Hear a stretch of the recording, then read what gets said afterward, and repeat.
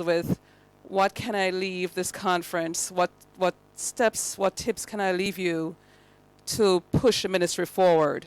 So I'm going to start out with a story. I like to tell stories because that seem to break the ice. I was actually born in a Seventh Adventist. I'm third generation Seventh Adventist. So I was born in an Adventist family. Kelman is my marriage name. I'm not going to disclose my maiden name right now. But what I will say is I'm from a family filled with pastors and church workers on all levels.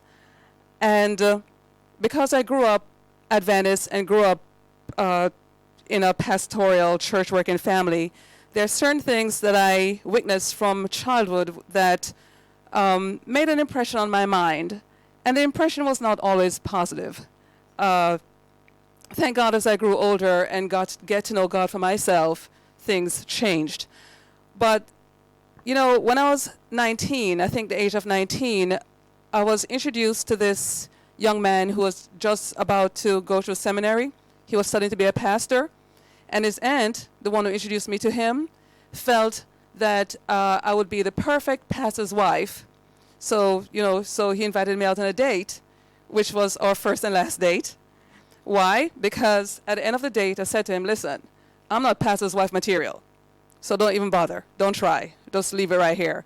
And the reason why I said I wasn't pastor's wife material is because at that time, I felt that expectations of me being a pastor's wife was something which I did not think I could handle.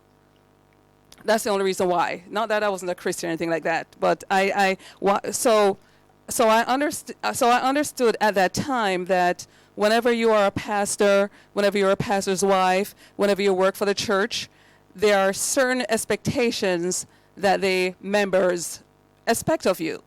And naturally I'm an out-of-the-box person. You know, there are times when people ask me, are you really a medical missionary?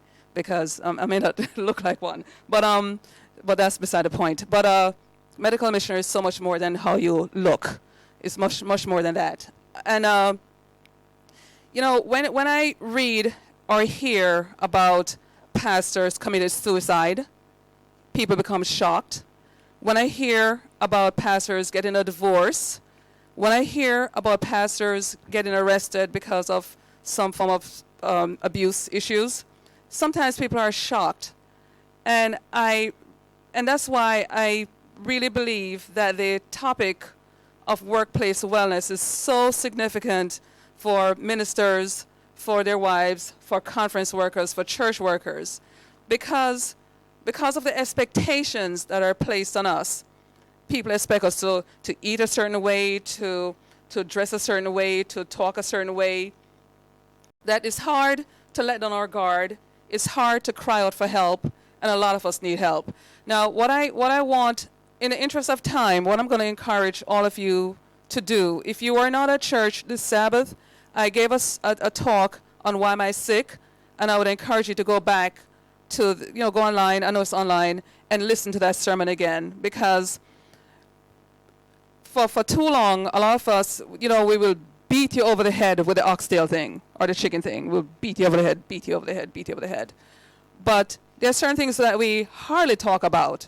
Sometimes it's not what you're, and am I here to say that you could go eat your oxtail? But that's not what I'm saying. I'm not saying that. That's not what I'm saying. But what I'm saying is this. Sometimes it's not what you're eating, it's what's eating you. And the what's eating you is a bigger issue to me. We have a tendency, as human beings, we have a tendency of trying to fix what we can fix. And there are a number of things we could fix. So if I eat oxtail, I could stop eating oxtail, If I was sedentary, I could always go walk. If I was sleeping 4 hours, I may put up to 6. If I wasn't drinking water, I could drink more water. So those are all things that we can fix easily. And whenever we're really hurting, instead of addressing the hurt, we address the things that we can fix. And sometimes what we find, even with pastors and church workers, what we find is sometimes we're so good at masking the hurt that whatever we have overcome, we hold on to that. And if we see anybody else doing what we already overcome, we beat them over the head.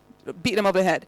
You know, I've always said that it's a whole lot better catching honey, catching bees with honey than with vinegar. And that goes for ministry. I don't care who we think we are.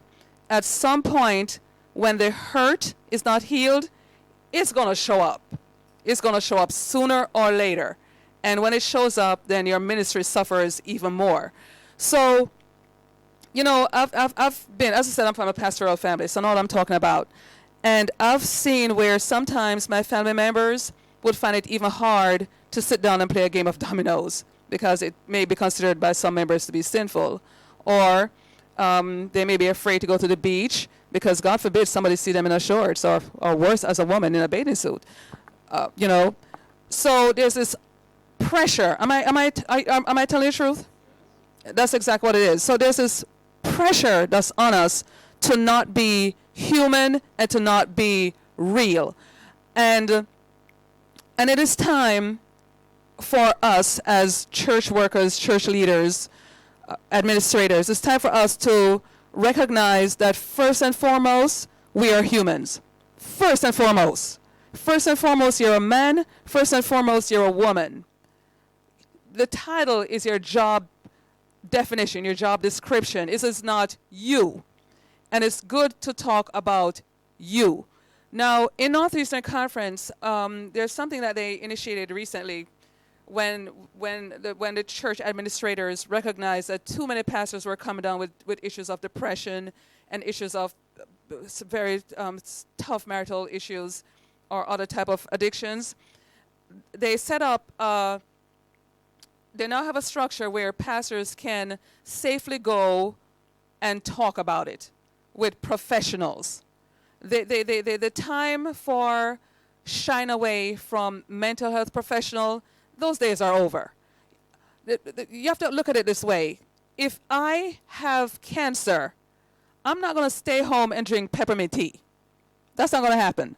I'm going to go to the doctor, and I'm going to have the doctor encourage me. And for those of us who understand natural remedies, we're going to work with it. The thing about natural remedies comes as a last, well, there's a step. You know, when you become sick, ascertain the cause, make corrections, and then nature is assisted. So that's step 4. A lot of times what we do is we don't even ascertain the cause and we drink the peppermint tea. And then next you know, we're dead. When we could have been alive, when we could have used things that take time. So, as I said, I'm Adventist. I grew up Adventist. I'm 3rd generation. And there are times when we have to unlearn a lot of stuff that we have learned for such a long time. We have to go back and unlearn to just start from a fresh, new place of health. And just trust me, whenever you keep it real, people, especially young people, the thing about young people could spot a fake from a mile away. That's just it, period. And as a pastor, the pastors that we find to be most effective, especially young people, are the pastors who could keep it real. So it's time for us as pastors, as church workers, to recognize first and foremost that you're a human being, that you go through every single challenge that a human being goes through, and there's certain things that you just can't pray alone. You know, you can't pray away cancer. God could work miracles, don't get me wrong, but God worked miracles most of the time in order to save somebody else. So if anybody who's a real Bible student, whenever you read the Bible and you hear that they were healed immediately, the immediately doesn't necessarily mean they were healed that day. You know, some miracles happen like that. Some miracles happen, you know, like when Daniel said, when Daniel was praying and God said, from the first day I heard, you know, so he heard from day one, but the result didn't come like 3 weeks later. You know, there's a time. So sometimes people see the word immediately, but if you go back to the Greek version, then you will understand that sometimes immediate doesn't necessarily mean that very day. So it is with our health. The minute you decide that you want to get well is when the process starts. Although the manifestation may not be apparent until sometimes later. So I'm going to shift to work. So I have to put that out there before we just deal with workplace wellness. So I'm one of those, trust me, I'm one of those out of the box type of girl. You can't put me in any box. You really can't. My formal education is in mathematics. I'm an actuary. That's what pays my mortgage. And you know, there was this notice that came up at my workplace. I work in the financial district of Manhattan in the Wall Street area. So you're talking about a whole bunch of type A personalities like myself. And there was an announcement that came for wellness coordinator for my organization, 1,500 employees. And I saw it, and I read what they were looking for, and it was exactly what I did for my church, because I've been a health director for my church. But when I saw it, I said, I'm not going to apply for this, because it was, you know, way below my title. So I said, I'm not doing it. 6 months later, the announcement came up again. I'm like, and then the Holy Spirit was like, girl, apply. Because it was a part-time position. It would not take away my duties, my regular duties as an actuary. It wasn't going to take it away.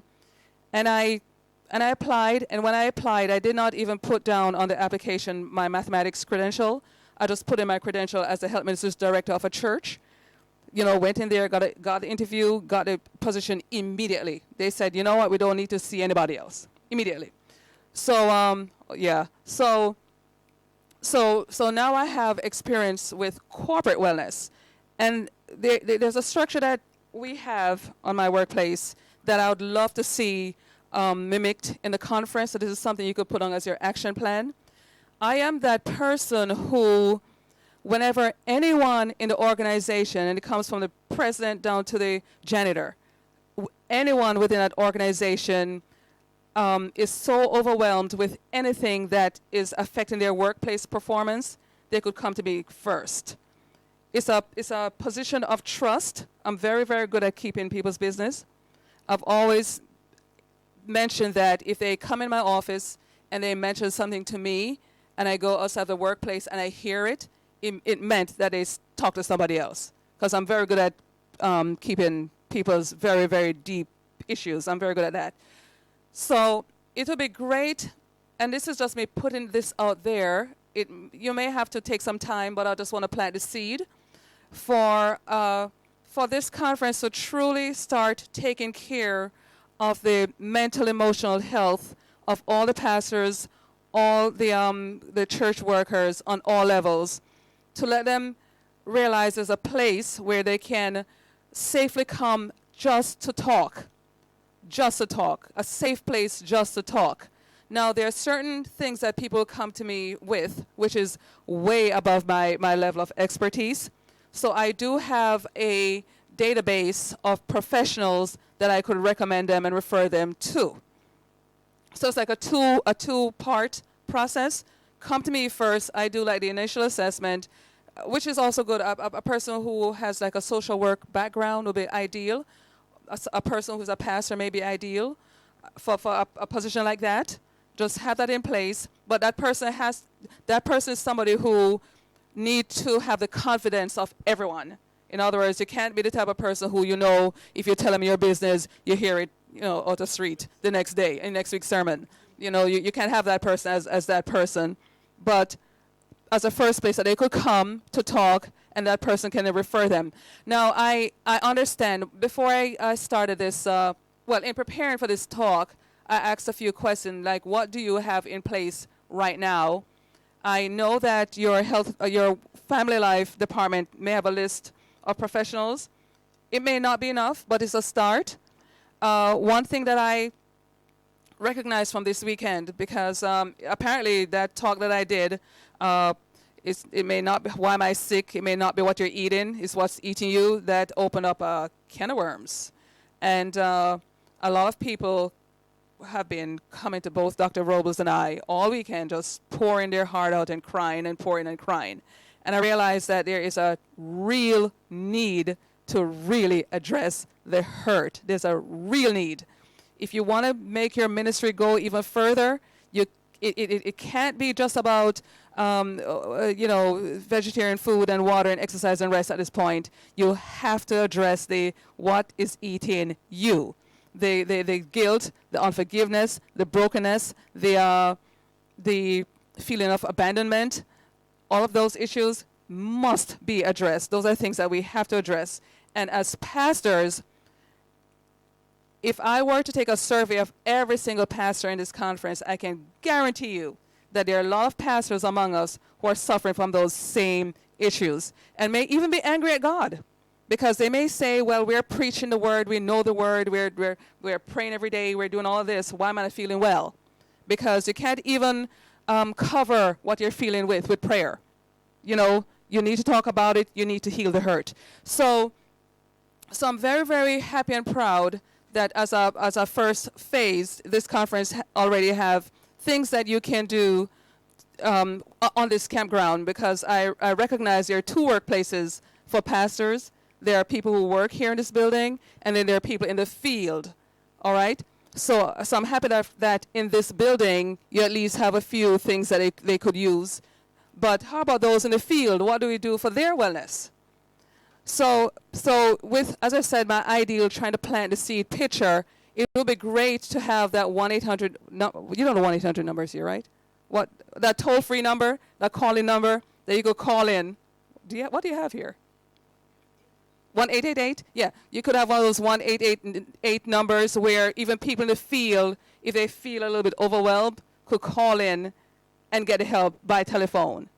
All right, but so those are just seeds that I am planting to help us here, to help those of us who are in the field to get real healing. Now, this is what I find from even my own experience. Once you are healed, what's that verse? That once you know, go feed the sheep. What Jesus told Peter something. Why am I forgetting my Bible verses now? Yeah, when they are converted, they could go convert. You could strengthen others. That verse is real. The minute you become well, you would be surprised how much more your ministry can expand.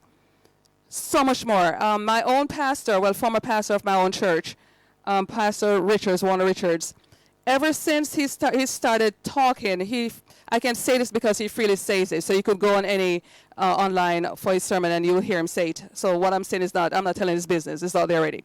The minute he started sharing, he became a pastor at age 21. His brother was murdered, you know, when he was in his teenage years. He had so much anger and revenge within him from he was a teenager. All he wanted to do was kill somebody. He was a pastor from age 21. He planted about 10 churches. He baptized hundreds of people. And here he was in his 40s, still dealing with all those horrific anger issues from when he was a teenager.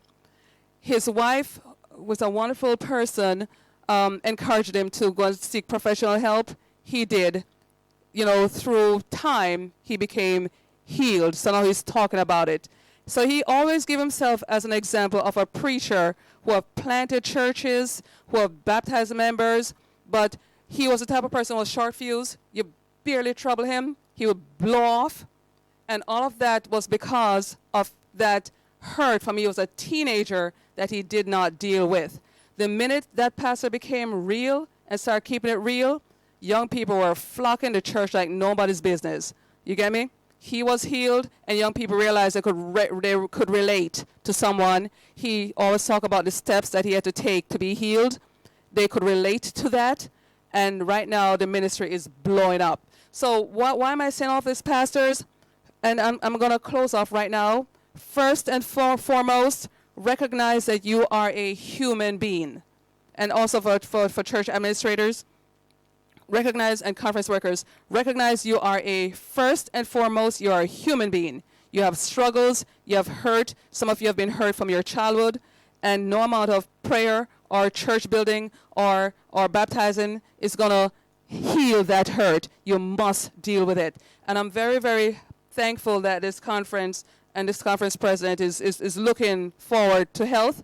And I'd want you to become healthy first, and you'll be surprised and amazed of how much more your own ministry will expand once you yourself have been healed. So that's my prayer for you all, that you may learn something right now and get the process rolling. So thank you very much for listening to us. It has been an honor, and And if anyone have any questions, please feel free to ask at this time.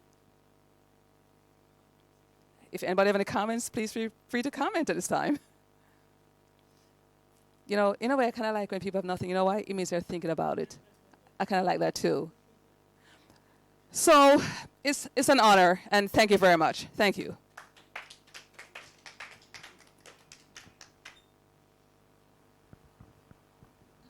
Thank you very much.